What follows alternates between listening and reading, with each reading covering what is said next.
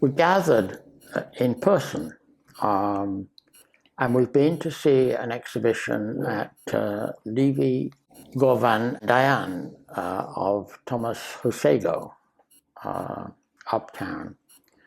And I am gathered with the usual stalwarts, Brandt, Junceau, Jock Ireland, thank you both, as always.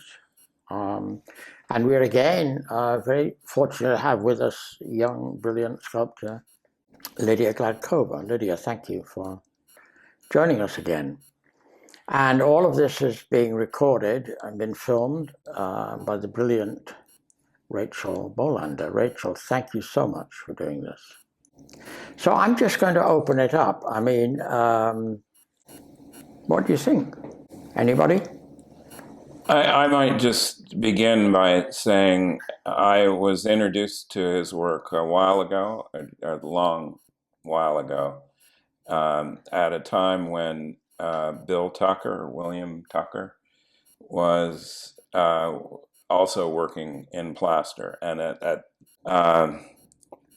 Houseago was also, or was primary, or at least in my memory, was making lots of plaster things, and comparing the two their work in plaster in a kind of formal way was what at least my little community was we were talking about, and we were sort of happy with Bill's work. Less thrilled by Houseago's work. Coming to this show with that in mind, the plaster stuff in this show still has some vitality, but he does seem to be very happy working with wood and what seems to be a chainsaw, working very crudely as he did with plaster, or has done with plaster for years now. It's not the work, though, or not the way he makes form with these things that is with these materials that is the driving force behind, or it's a mix, but there is some story that he seems to be trying to get out, a story about suffering and healing, and there's that is clear from this show, how sort of successful, how deeply he goes into this kind of thing those are questions that are on my mind, and I think I might happily turn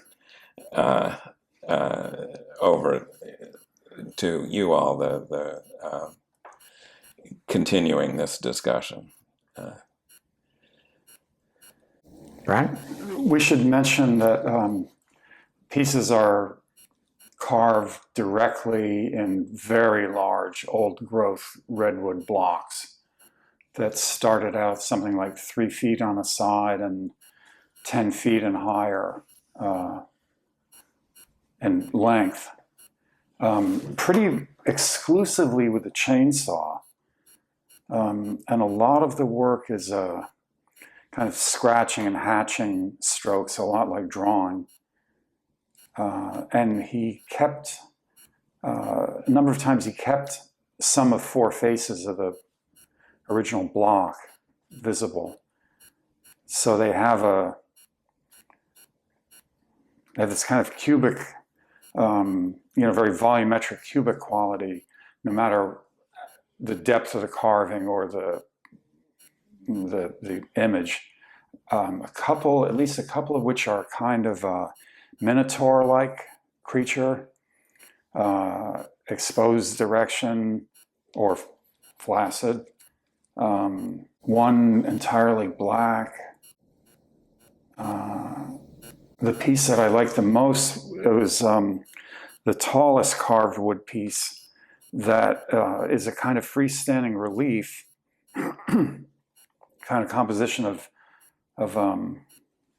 leafy forms in the face, of kind of like a very positive, fertile, high-spirited kind of feeling. And on the reverse, one of these sort of nightmarish, skull-headed figures. Lydia. I think we need to talk about the story.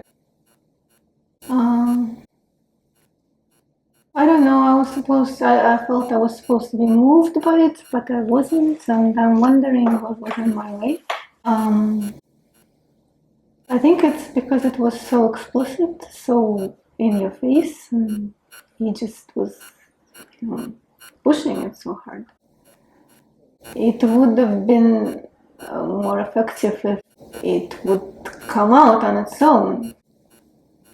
Perhaps he needs to heal more and find joy. It was too narrative. I don't know. Yeah, I don't know. There was a tremendous amount of energy in this work. It's very raw, kind of crude almost, perhaps even a little vulgar, nightmarish. There seemed to be an aspect of the work that was about some kind of ordeal or some kind of terror. And then there was an aspect of the work that seemed to be upstairs. There were things that seemed to be about a kind of celebration.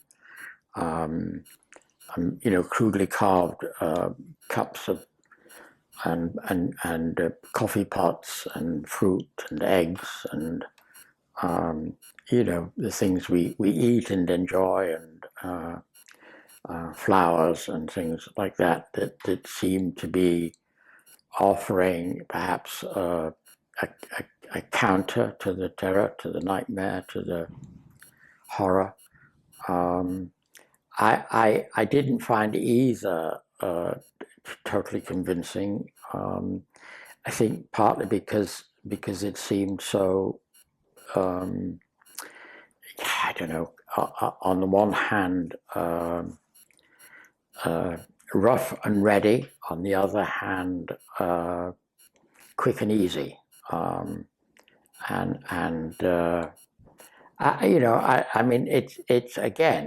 It's impressive, but again, it tends towards this kind of thing that the art world is so enjoying these days, which is some kind of spectacle.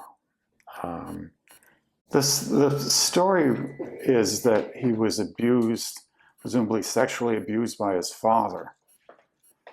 And the show was kind of dedicated to a friend who had helped him think and feel it all through. I found it was a little funny to know this. I mean, they're works of art. And How do we know this? How do we know this? It wasn't, that information wasn't made available in the gallery. It's statements by the artists elsewhere, right? I was told by the person at the desk. That what? That he was sexually abused by his father? Yeah. Really? I was told by Jock. Well, both great authorities. But it's a funny thing to be apprised of, because you can't help but treat the story empathetically, but then when it becomes artistic form, it's like, on what level do you credit it? What level is it eloquent or necessary or therapeutic? It's not exactly too much information, but it's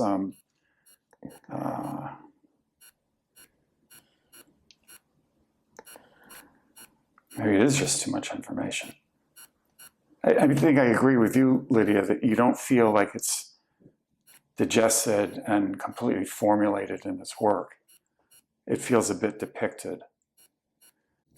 And for as sort of as disturbing and tragic as one's feelings should be about that situation, it's not borne out by the objects. Well, yeah, I mean, the work does not, I mean, I guess the show as a whole may offer itself as containing some kind of narrative, but the work, each individual piece does not offer itself as a kind of narrative object or something that is telling a story. So I'm not quite sure of the role of this autobiographical information, or you know, I mean, obviously it's important in many ways, and clearly important, profoundly important to the artist, but I'm not sure what its relationship to the work is, other than to offer a kind of subject matter of some sort. I mean, the general arc of it was that there was a, you know, conquest of this pain, and kind of like a sunny, starry night after. I mean, are we dealing with a situation where the work's validation is somehow the artist's autobiography? That without that story, the work somehow has a different meaning, a different existence, a different...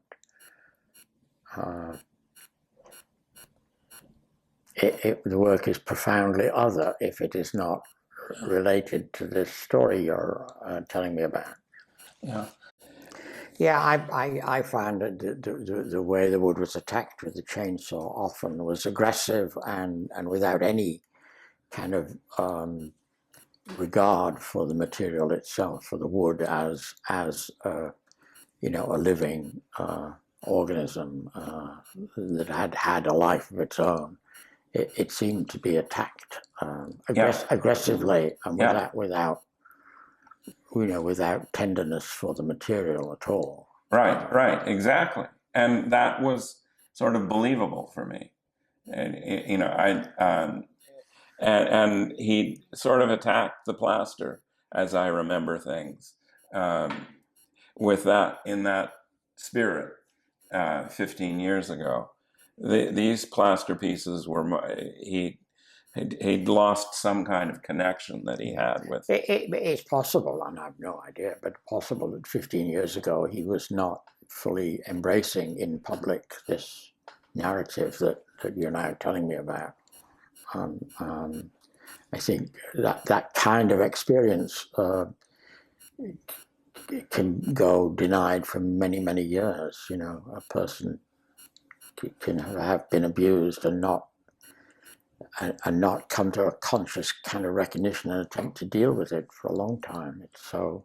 Yeah, well, whether he knew about it or not, or whether he was conscious, I don't know about that, but there was an urgency, and still is some urgency in the wood pieces for me, an urgency that has some vitality, and you know, the sense in which he's trying to be three-dimensional, and sort of consciously three-dimensional, and to some degree able to do that with the wood was of interest. But that was what you saw before. How would you see this story? How would you have seen this show if you didn't know the story?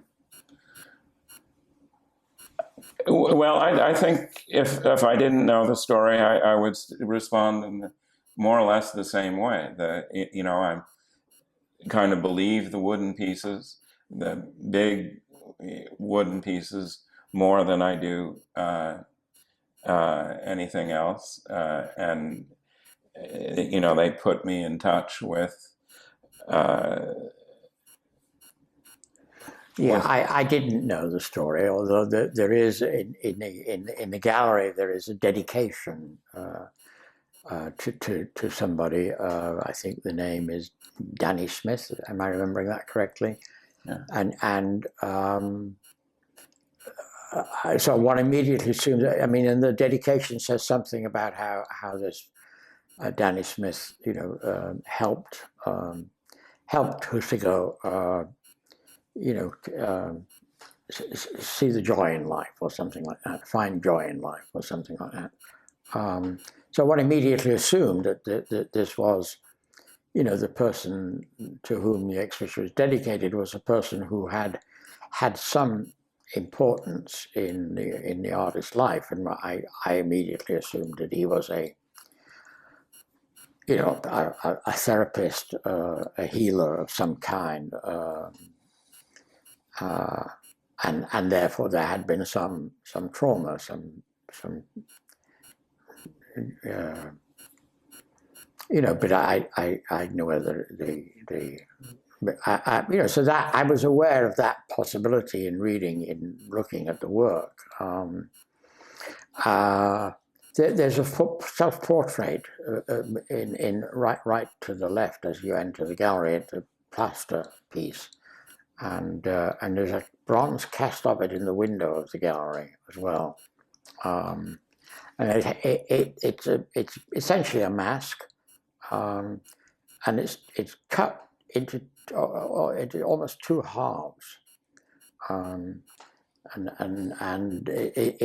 it is called a self-portrait. I immediately kind of thought about, this person having two sides of himself, and so we enter very difficult territory here, don't we? But I mean, psychologically, because you make something, and to some extent it's inevitably a self-portrait, but clearly I don't think, well, I don't know, who knows, but I don't want to go there. But it's forcing us to go to, where maybe you can, generalize unfairly, saying that we're comfortable with the formalist take on art, and this is not formalist art, and that's interesting, challenging for me. But what is it? I mean, it's not formalist. It's not decorative. It's not narrative. I mean,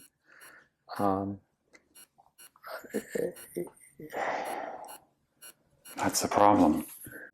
And these pieces, of course, are really depending on form alone. I mean, they were well lit, well installed. They were really very handsome pedestals and a low platform for the smaller pieces.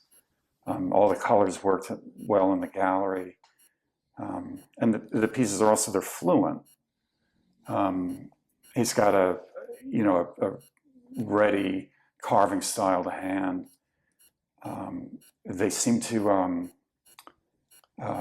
arrive without struggle, and they're cliche rich. Yeah.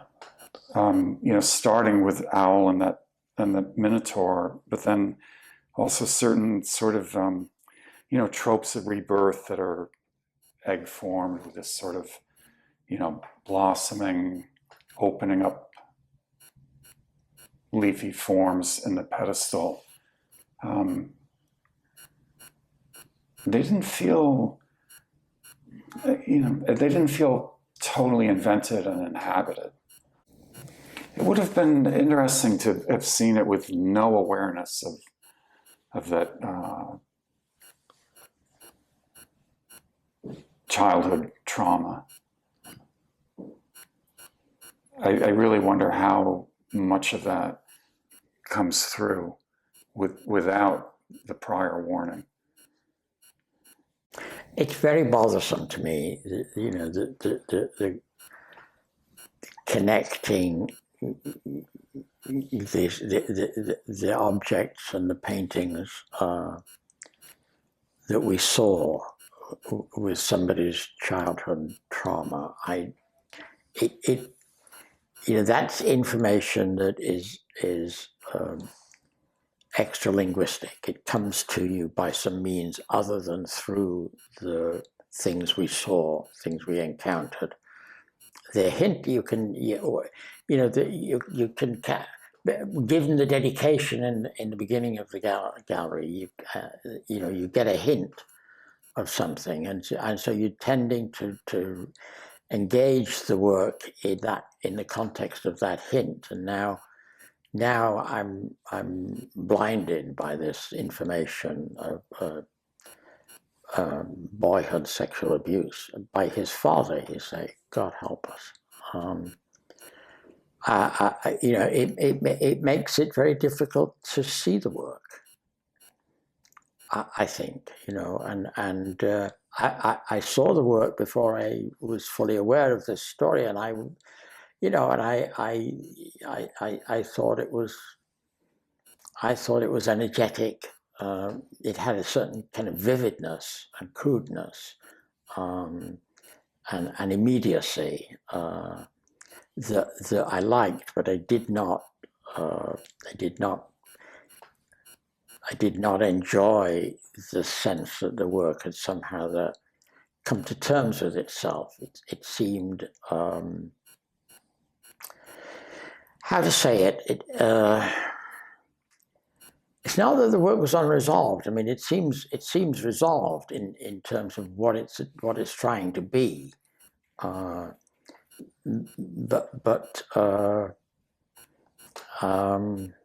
I think it's not clear what it's trying to be. I think it's not clear to me what the work is trying to be. To the extent to which it is descriptive, illustrative, pictorial, and the extent to which it is, an embodiment of something. And it seemed to me not sufficiently an embodiment of something, and too much a depiction of something. No, and I understand that in this show, his feelings have been kind of, to some extent understood and soothed, and it's a kind of moment of understanding and in effect triumph. But I still don't. I mean, not to discredit his actual experience at all, but I don't feel all that coming through in form and in the sound of the saw. It's impossible to imagine what can be done with that kind of experience. It can't be translated directly into some other medium, into some other language, into some other But there a lot of the pieces are wood, and as you say, Garth, aggressively hacked away at. But there's one piece that seems to be a bronze cast of a wooden, and the sense in which that bronze cast is kind of taking things further, but as he takes things further, it goes completely asleep. The bronze has none of the vitality, or didn't for me have the vitality of the wooden pieces, and it's that sort of inconclusiveness about all the work, really, that is troublesome. That leaves me unsatisfied. I know what you mean about the wood pieces, big, huge pieces of redwood, attacked with a chainsaw and turned into, figures, or an owl in one case, a very large owl. The work with the chainsaw is repetitious, almost to the point of obsessive kind of hacking, and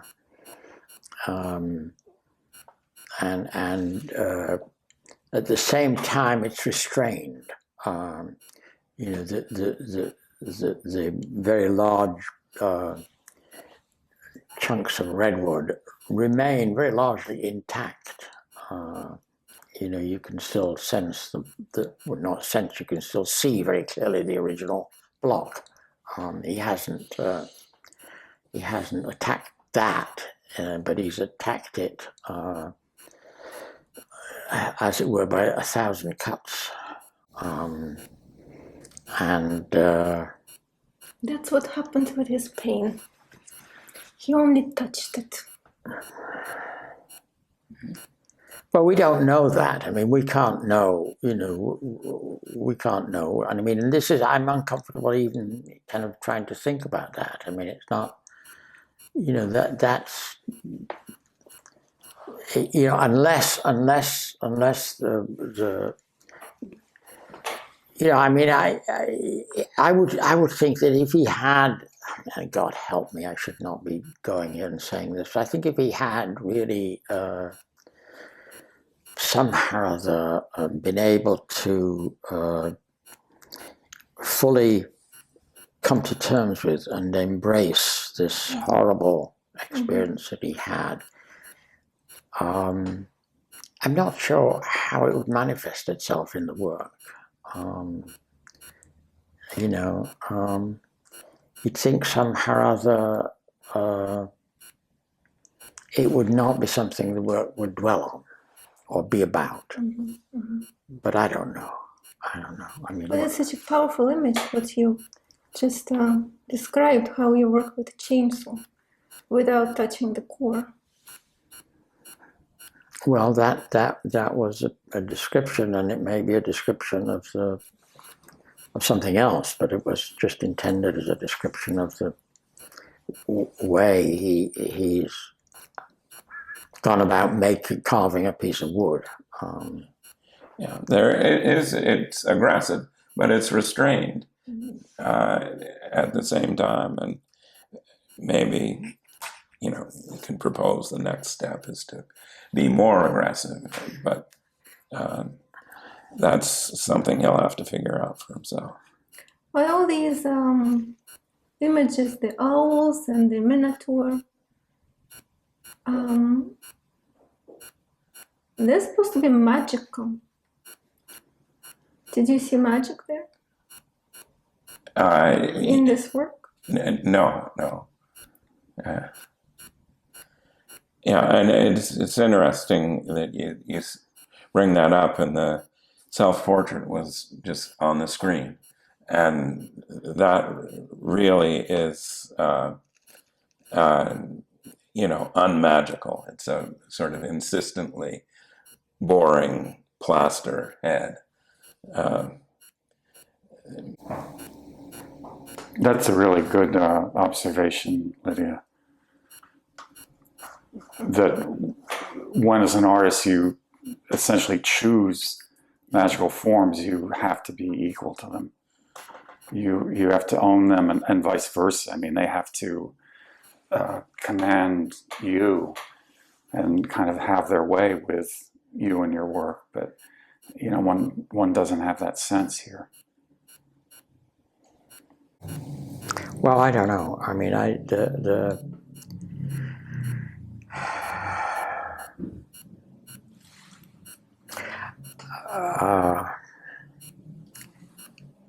sense of horror was not. It wasn't there for me. The sense of healing was not there for me. There were things I really did enjoy, but they seemed almost superfluous to what the work was trying to convey to me. The things that I enjoyed were the way he'd repaired a broken leg in a wooden piece with lots of pieces of iron stapled to it or nailed to it. Things like that, where something had apparently gone wrong and he'd had to deal with it in the work itself. But that's anyway. We are intrigued by this work, but not somehow in the way that I think.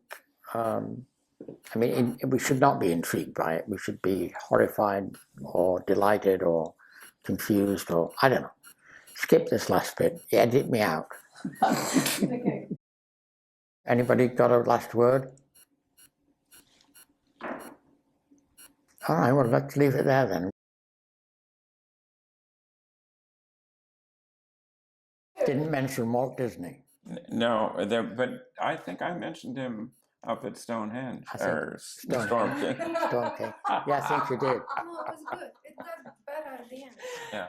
All right. But